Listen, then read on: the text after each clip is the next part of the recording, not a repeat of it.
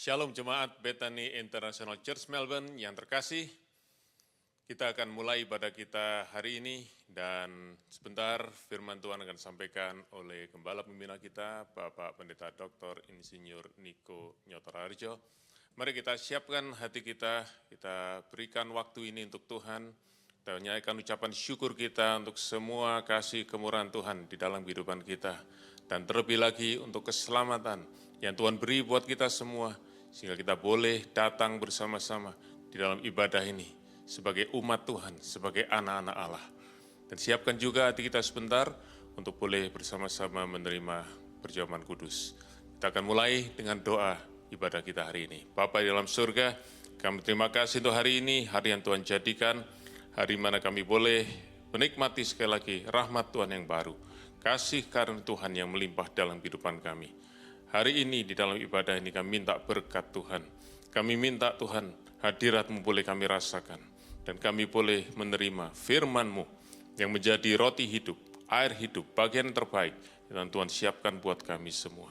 Mari Tuhan biar hari ini sekali lagi di dalam ibadah ini kami boleh mendapatkan berjumpa dengan Engkau. Dan kami tahu Engkau mengasihi kami dan Engkau terus hadir di dalam kehidupan kami. Di dalam nama Tuhan Yesus kami berdoa. Amin.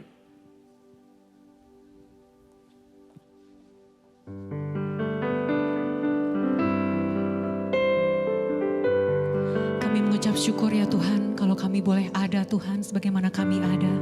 Semua hanya karena kasih karunia-Mu Tuhan.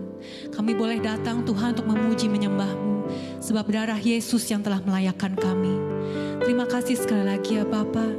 Biar kami Tuhan menaikkan Tuhan pujian penyembahan dari hati Tuhan yang penuh dengan ucapan syukur, sebab Engkau telah memberikan yang terbaik bagi kami, anak-Mu sendiri Tuhan, yang telah mati di kayu salib untuk dosa kami, yang telah bangkit, yang telah memberikan kami Tuhan kebebasan atas maut Tuhan.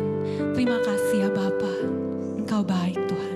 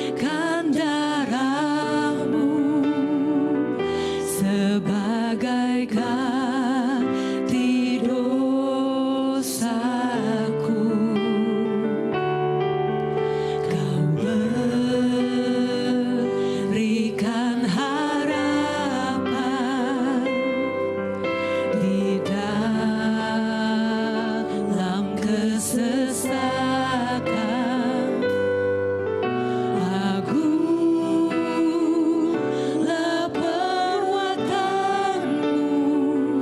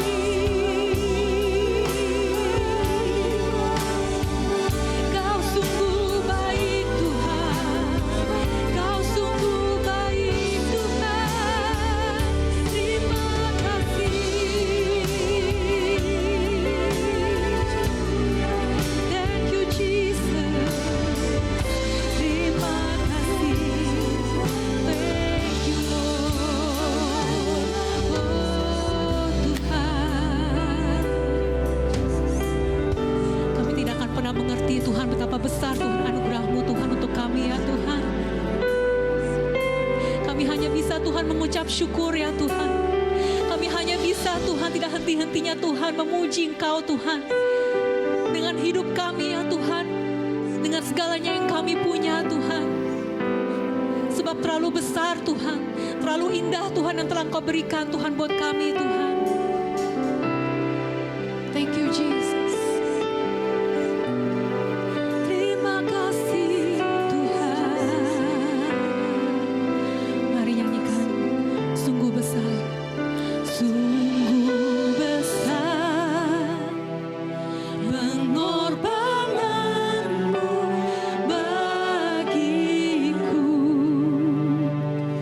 terlalu dalam untuk dimengerti.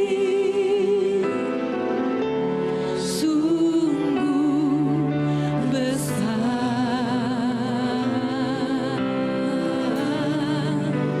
sungguh indah yang kau pikirkan tentangku, tak terselami bagiku. Sungguh indah, sungguh besar Tuhan.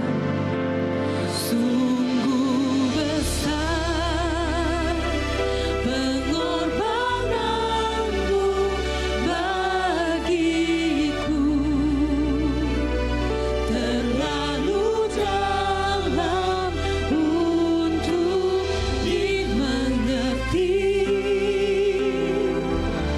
Sungguh besar,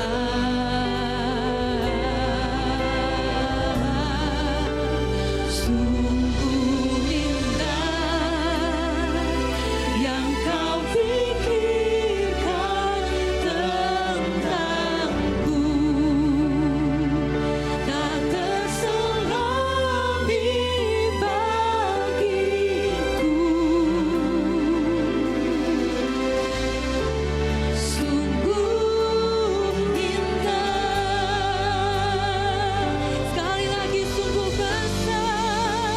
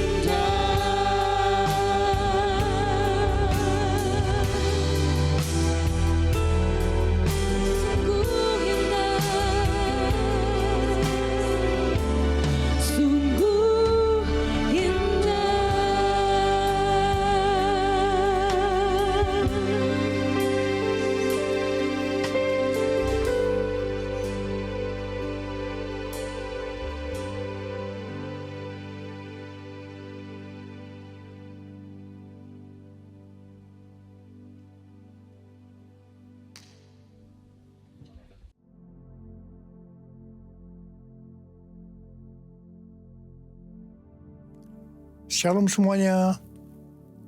Pada waktu Tuhan Yesus ditanya oleh murid-muridnya tentang tanda kedatangannya dan tanda kesudahan dunia ini, Tuhan Yesus menjawab yang salah satunya terdapat dalam Matius 24 ayat 14 yang berkata, dan Injil kerajaan ini akan diberitakan di seluruh dunia menjadi kesaksian bagi semua bangsa.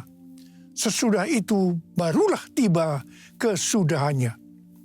Tuhan Yesus pasti datang kembali. Yang percaya katakan amin. Karena itu dia memberikan amanat agung kepada kita, yaitu agar kita pergi dan menjadikan semua bangsa itu murid Tuhan Yesus. Hal ini juga berarti agar terjadi penuaian jiwa besar-besaran sebelum Tuhan Yesus datang kembali. Sekarang kita akan melihat bagaimana proses untuk menyelesaikan amanat agung atau proses penuaian jiwa yang terbesar dan yang terakhir sebelum Tuhan Yesus datang kembali. Untuk menyelesaikan amanat agung tidak bisa dengan kekuatan sendiri.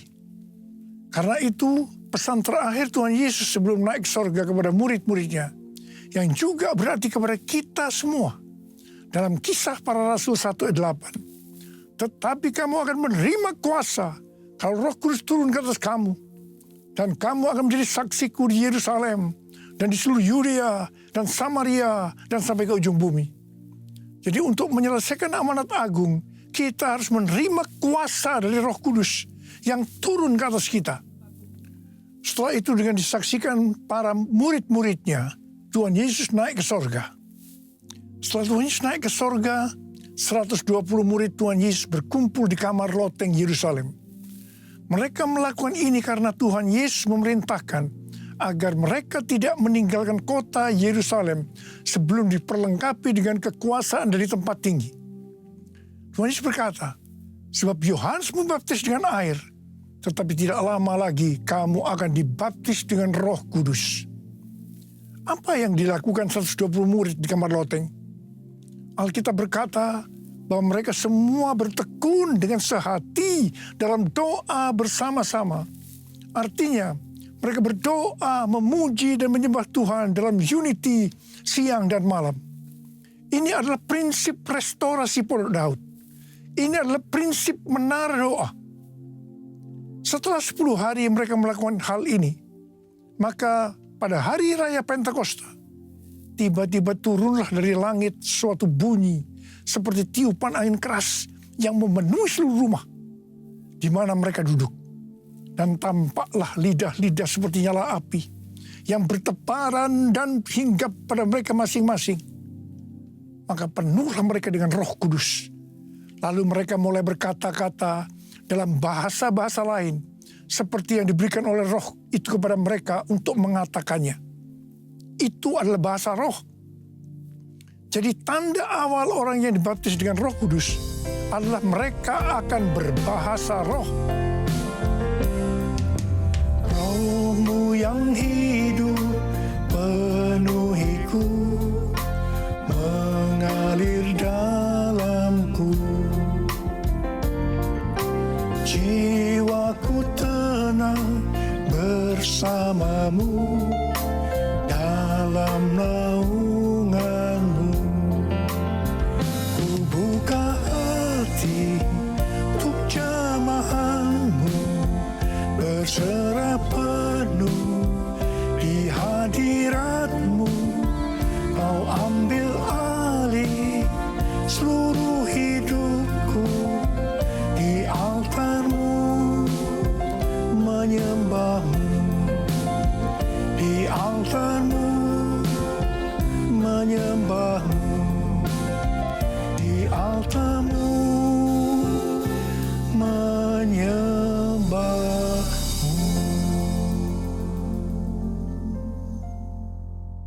Apa yang terjadi setelah murid-murid Tuhan Yesus dipenuhi dengan Roh Kudus? Hal yang pertama, Petrus berkhotbah sekitar 5 menit. Dan kira-kira 3.000 orang bertobat dan dibaptis. Wow!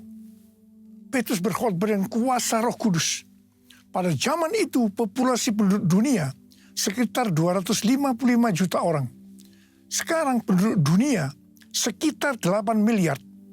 Jadi 3.000 orang yang bertobat dan dibaptis pada waktu itu setara dengan sekitar 94.000 orang pada saat ini. Saya percaya hal ini juga bisa terjadi pada saat ini.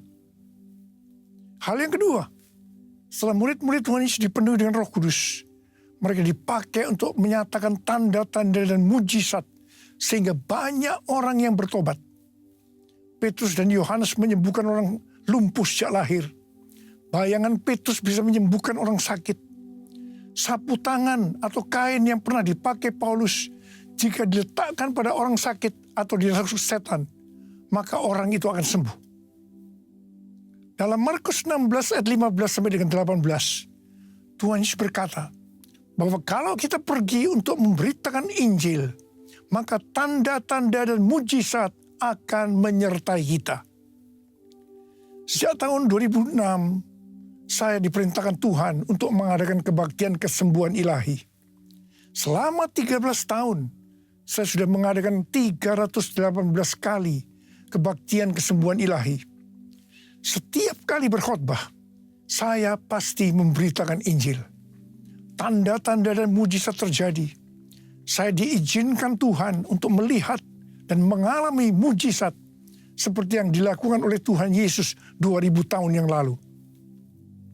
Hal yang ketiga, setelah murid-murid Tuhan Yesus dipenuhi dengan Roh Kudus, maka cara hidup mereka berubah sehingga banyak orang yang bertobat.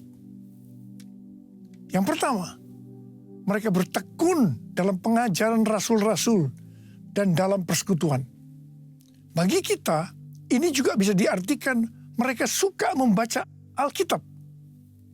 Mazmur 119 ayat 105 berkata, "Firman-Mu itu pelita bagi kakiku dan terang bagi jalanku." Kalau kita suka membaca Alkitab, itu akan menuntun jalan hidup kita.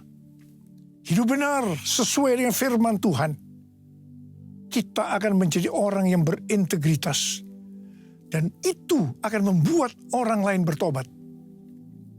Yang kedua, perubahan cara hidup yang membuat banyak orang bertobat adalah mereka selalu berkumpul, memecahkan roti dan berdoa. Ini bisa diartikan mereka hidup dalam unity dan suka berdoa. Hari-hari ini saya melihat melalui menara doa bahwa ada doa, pujian, dan penyembahan dalam unity siang dan malam.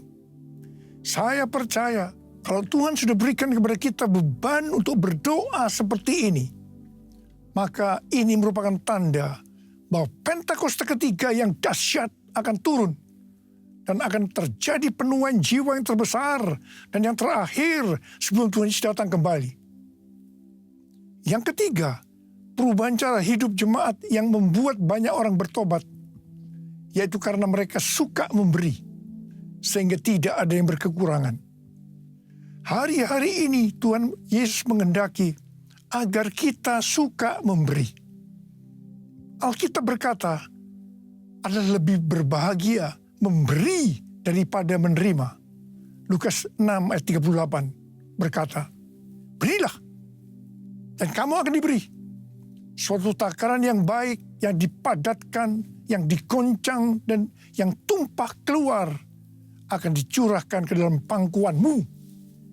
Sebab ukuran yang kamu pakai untuk mengukur akan diukurkan kepadamu." Yang keempat, perubahan cara hidup jemaat yang membuat banyak orang bertobat, yaitu mereka selalu bergembira dan dengan tulus hati sambil memuji Allah. Hidup dengan tulus hati artinya hidup sebagai orang yang berintegritas. Jadi perubahan-perubahan yang terjadi dalam cara hidup jemaat yang membuat banyak orang bertobat adalah, yang pertama, mereka suka membaca Alkitab. Yang kedua, mereka suka berdoa. Yang ketiga, mereka hidup dalam unity. Mereka suka memberi. Mereka suka memuji Allah dan bergembira, tulus hati, atau hidup berintegritas. Dikatakan bahwa mereka disukai semua orang, dan tiap-tiap hari jumlah orang yang diselamatkan bertambah. Haleluya! Curahkanlah kuasa-Mu Tuhan, mujizat terjadi di tempat ini. Curahkanlah kuasa-Mu Tuhan, mujizat terjadi sekarang ini. Mujizat terjadi sekarang ini. Mujizat terjadi sekarang ini. Saya percaya mereka menganggap bahwa pola penuaian jiwa hanya seperti itu. Mereka sebagai orang-orang yang percaya hidup dalam zona nyaman. Mereka biasa berkumpul dalam unity sambil membaca Alkitab, berdoa dan memuji Tuhan dengan sukacita. Tidak ada yang berkekurangan. Wow, siapa yang tidak mau menjadi orang Kristen? Tetapi ternyata supaya penuaian jiwa bertambah besar, Tuhan izinkan proses berikutnya terjadi, yaitu aniaya menimpa jemaat di Yerusalem. Selain rasul-rasul, maka mereka harus lari meninggalkan Yerusalem. Mereka pergi ke Yudea dan Samaria sambil memberitakan Injil. Jadi kalau tadinya penuaian jiwa hanya terjadi di Yerusalem saja, sekarang mereka menyebar ke seluruh Yudea dan Samaria. Dan pola penuaian jiwa yang seperti ini masih terjadi sampai hari ini. Catatan sejarah gereja selama berabad-abad menunjukkan bahwa semakin gereja ditekan, justru Injil semakin menyebar dan diberitakan kemana-mana. Karena itu, Tuhan izinkan hari-hari ini penderitaan, aniaya, itu terjadi di antara orang-orang percaya. Supaya terjadi penuaian jiwa yang lebih besar. Yang percaya katakan amin. Ternyata, pola penuaian yang terjadi di atas belum menyelesaikan rencana Tuhan. Karena selain penuaian jiwa harus terjadi di Yerusalem, seluruh Yudea dan Samaria, tapi juga harus sampai ke ujung bumi. Tuhan mempunyai cara untuk membuat penuaian jiwa itu sampai ke ujung bumi, yaitu dengan terjadinya perubahan paradigma dalam pelayanan. Selama ini, pengertian tentang keselamatan hanya untuk orang Yahudi saja. Tetapi melalui peristiwa Kornelius, di mana Petrus diutus oleh Tuhan untuk mendatangi Kornelius yang bukan orang Yahudi, untuk memberitakan jalan keselamatan, akhirnya mereka mengerti bahwa ternyata keselamatan bukan hanya untuk orang-orang Yahudi saja, tetapi untuk semua bangsa. Dan ini mengakibatkan terjadinya penuaian jiwa besar-besaran. Haleluya! Jadi, mereka tidak hanya mengabarkan Injil di Yerusalem, Yudea dan Samaria saja, tetapi sekarang mereka, termasuk kita, juga pergi ke seluruh dunia. Proses perubahan paradigma dalam pelayanan itu tidak mudah. Petrus harus diyakinkan oleh Tuhan. Kalau Tuhan berkata halal, jangan kamu berkata haram. Orang-orang yang bukan Yahudi adalah haram di mata orang Yahudi. Proses itu masih terus berlanjut untuk memberikan pengertian kepada orang-orang Yahudi, golongan bersunat, dan juga orang-orang Farisi yang sudah bertobat. Di mana mereka berpendapat bahwa orang yang bukan Yahudi yang percaya kepada Tuhan Yesus harus disunat dan diwajibkan mengikuti hukum-hukum Musa. Tetapi melalui sidang di Yerusalem, akhirnya mereka mengerti dan bisa menerima bahwa keselamatan bukan hanya untuk orang-orang Yahudi saja, tapi untuk semua bangsa. Katakan amin. Jesus, I believe in you. Jesus, I belong to you. You're the reason that I live, the reason that I sing. Jesus, I believe in you. Jesus, I belong to you. You're the reason senterali, dari senderasi, with all I am. Di awal pelayanan saya termasuk salah seorang yang dipakai oleh Tuhan untuk melakukan paradigma yang baru dalam pelayanan untuk menyelesaikan amanat agung. Sebagai contoh, tentang membuka gereja baru. Yang kedua, cara ibadah dengan doa, pujian, dan penyembahan, termasuk menggunakan bahasa roh untuk memuji dan menyembah Tuhan. Yang ketiga, tempat ibadah yang dilakukan bukan di gedung gereja. Dan yang keempat juga mengenai Pentakosta ketiga. Semua itu selalu diawali dengan pro dan kontra. Sama dengan yang terjadi pada waktu zaman kisah para rasul tadi. Pada tahun 2009, Tuhan berbicara kepada saya bahwa Tuhan akan mencurahkan Roh Kudus sehingga terjadi pencurahan Roh Kudus yang dahsyat. Pada saat Roh Kudus dicurahkan, akan terjadi peristiwa seperti yang terdapat dalam Yoel 2 ayat 28 sampai dengan 32. Di sini disebutkan bahwa pada saat Roh Kudus dicurahkan akan ada 3 tanda yang terjadi. Tanda pertama sesuai dengan Yoel 2 ayat 28 dan 29, bahwa anak-anak, pemuda, dan orang tua akan dipakai oleh Tuhan secara luar biasa. Amin. Tanda yang kedua sesuai dengan Yoel 2 ayat 30, maka akan terjadi mujizat yang luar biasa. Tanda ketiga sesuai dengan Yoel 2 ayat 31, maka akan terjadi goncangan-goncangan yang dahsyat. Dengan adanya 3 tanda ini, maka Yoel 2 ayat 32 akan digenapi. Akan banyak orang yang berseru kepada nama Tuhan, dan mereka yang berseru kepada nama Tuhan akan diselamatkan. Ini berarti akan terjadi penuaian jiwa yang besar. Sejak tahun 2009, hampir di setiap khotbah, saya selalu mengingatkan tentang guncangan-guncangan ini. Dan ini terjadi hampir sekitar 10 tahun.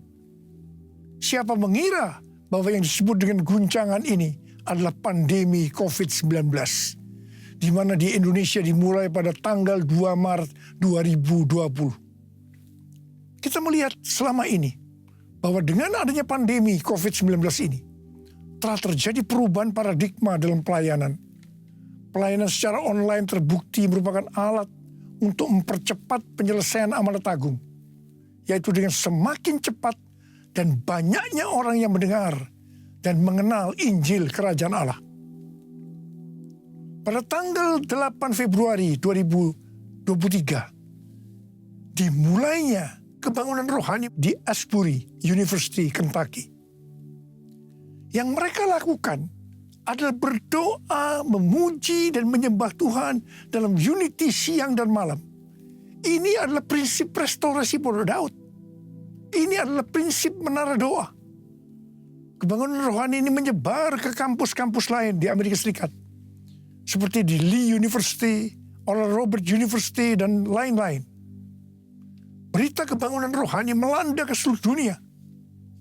Revival di Asbury University ini merupakan bagian dari penggenapan Pentakosta ketiga, di mana Tuhan melawat generasi Yeremia, yaitu anak-anak muda yang dipenuhi dengan Roh Kudus, cinta mati-matian kepada Tuhan Yesus, tidak kompromi terhadap dosa, dan akan memenangkan banyak jiwa. Dan melalui revival di atas ini, Tuhan menunjukkan bahwa pola penuaian jiwa ke depan ini, saya percaya sampai dengan Tuhan Yesus datang kembali, adalah melalui menara doa, yaitu doa, pujian, dan penyembahan bersama-sama dalam unity siang dan malam. Pelayanan seperti ini di kampus-kampus sudah berakhir. Tetapi Tuhan sedang memunculkan di Amerika Serikat yang disebut dengan Third Pentecost Azusa Street Prayer Tower. Azusa Street Prayer Tower adalah tempat untuk berdoa bagi kebangunan rohani global Pentakosta ketiga. Pelayanan dan pelatihan di dalam pusat kota Los Angeles, California. Dan lokasinya adalah sekitar 25 meter dari Azusa Street Revival yang dipimpin oleh William Seymour tahun 1906.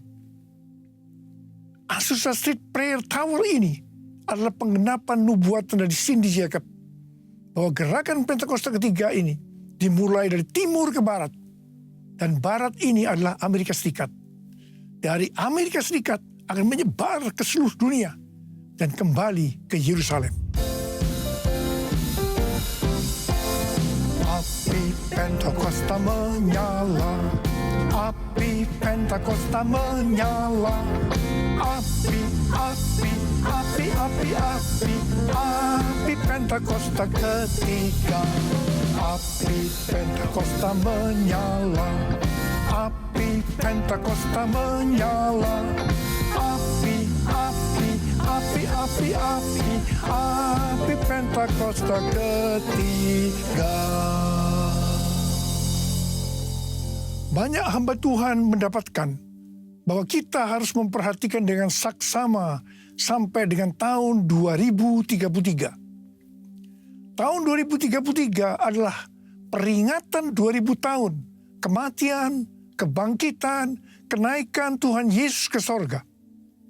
Tahun 2033 adalah peringatan yang ke-2000 tahun pencurahan Roh Kudus, yang berarti peringatan hari ulang tahun gereja yang ke-2000. Peringatan 2000 tahun dimulainya amanat agung.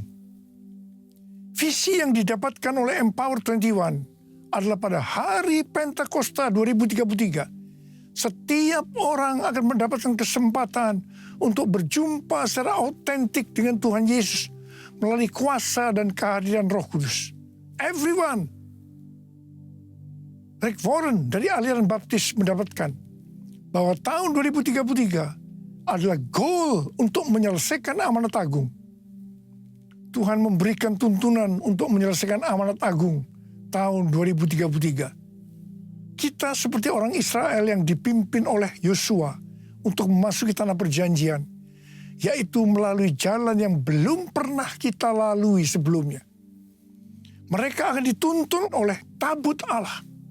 Jarak antara tabut Allah dengan orang Israel yang mengikutinya harus sekitar 2000 hasta. Tidak boleh terlalu dekat, juga tidak boleh terlalu jauh. Untuk itu, mereka harus menguduskan diri. Kita juga akan dituntun oleh Roh Kudus dengan cara yang sama.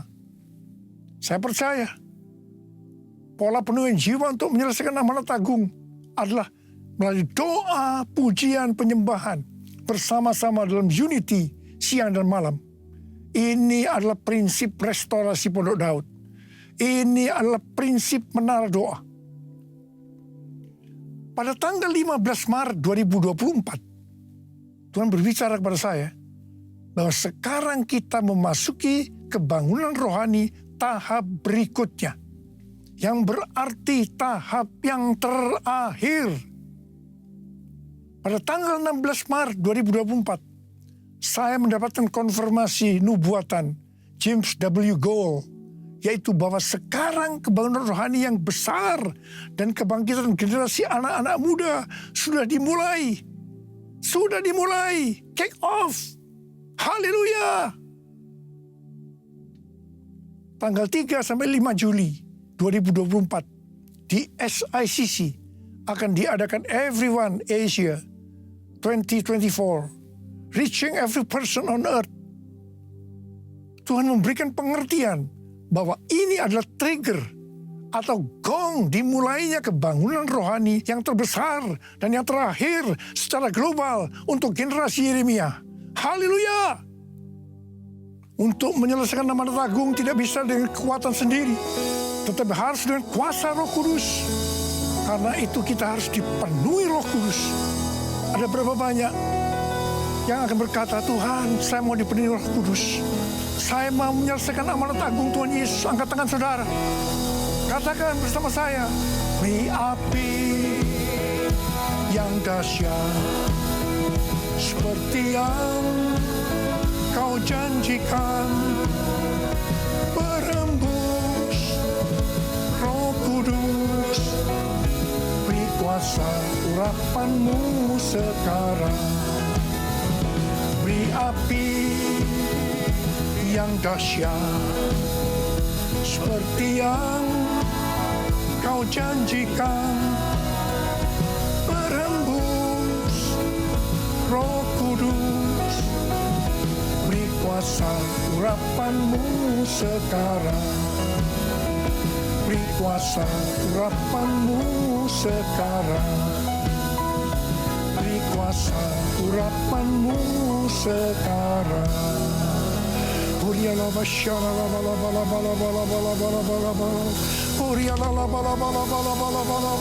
Curahkan pengurapan-Mu ya Tuhan, api yang dahsyat turun dalam nama Yesus, dalam nama Yesus.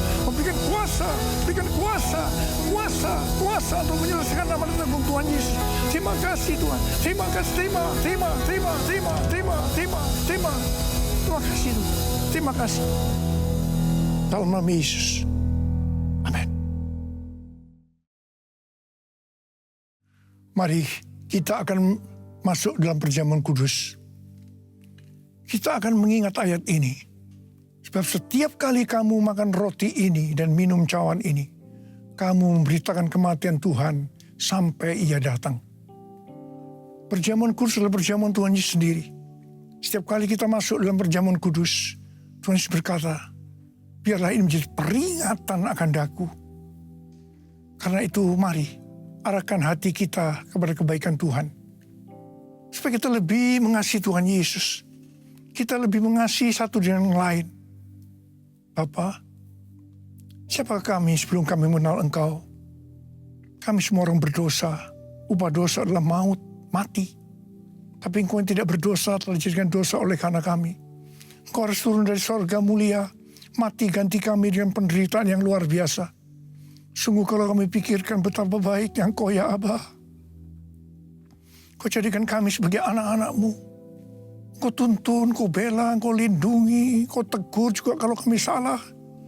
Kau hajar juga. Itu Engkau ya Abah. Itu Engkau ya Abah. Tuhan akan memberkati kita melalui perjamuan kudus. Tapi Tuhan mau kita makan dan minum dengan cara yang benar. Karena itu masing-masing sekarang berdoa. Introspeksi, lihat keadaan dirimu masing-masing. Jangan menyimpan dosa. Kalau ada dosa yang Tuhan ingatkan, langsung minta ampun. Ampuni saya Tuhan. Ampuni saya Tuhan. Katakan, ampuni saya Tuhan, ampuni kami semua. Layakkan kami untuk masuk dalam perjamuan kudus. Kami akan masuk dalam perjamuan kudus dengan hati yang penuh ucapan syukur. Dalam nama Yesus kami berdoa. Amin. Mari, angkat roti di tangan kanan kita tinggi-tinggi. Sebab apa yang telah kuteruskan kepadamu, telah aku terima dari Tuhan. Yaitu bahwa Tuhan Yesus pada malam waktu Ia diserahkan mengambil roti. Dan sesudah itu yang mengucap syukur atasnya. Dia memecah-mecahkannya dan berkata, inilah tubuhku yang diserahkan bagi kamu. Perbuatlah ini menjadi peringatan akan aku. Tuhan dikasih Tuhan, bukankah roti yang kita pecah-pecahkan ini adalah persekutuan kita dengan tubuh Kristus? Mari kita makan dalam nama Yesus.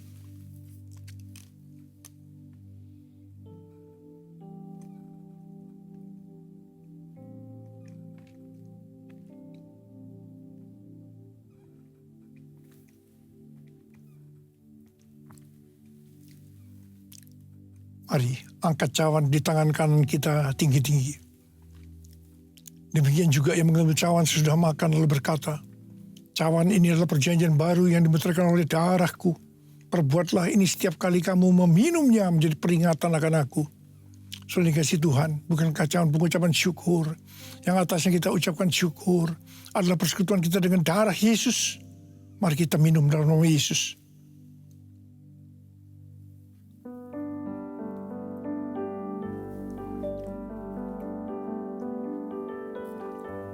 Mari angkat tangan kita di hadapan Tuhan, ucapkan syukur dan terima kasih dengan suara. Tuhan, terima kasih ya Tuhan. Terima kasih, terima kasih. Terima kasih ya Abah, terima kasih. Urala basyara bala bala bala. Oh, riala bala bala bala bala. Oh, rala bala bala.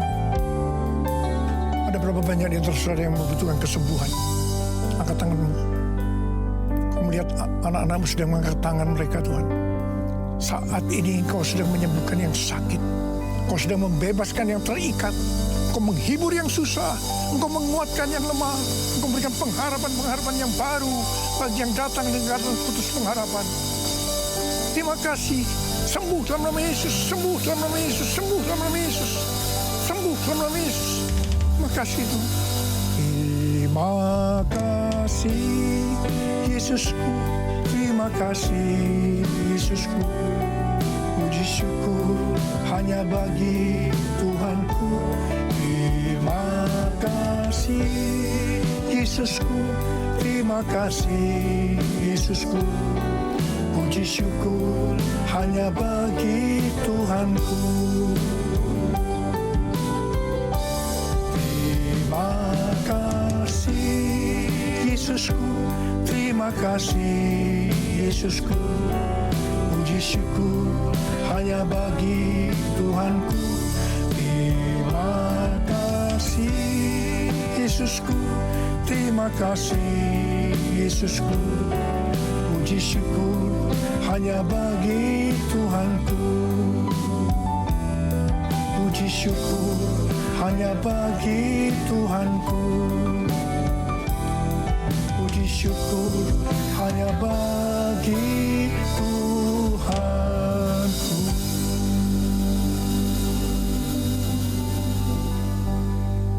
Terima kasih Tuhan. Sekarang terimalah berkat Tuhan. Kasih karunia berlimpah-limpah daripada Allah Bapa di dalam Anak yang tunggal Yesus Kristus. Persekutuan yang manis dengan Roh Kudus menyertai kita semua. Mulai hari ini sampai Tuhan Yesus datang menjemput kita di awan-awan dan bahkan sampai selama-lamanya. Yang percaya bersama-sama katakan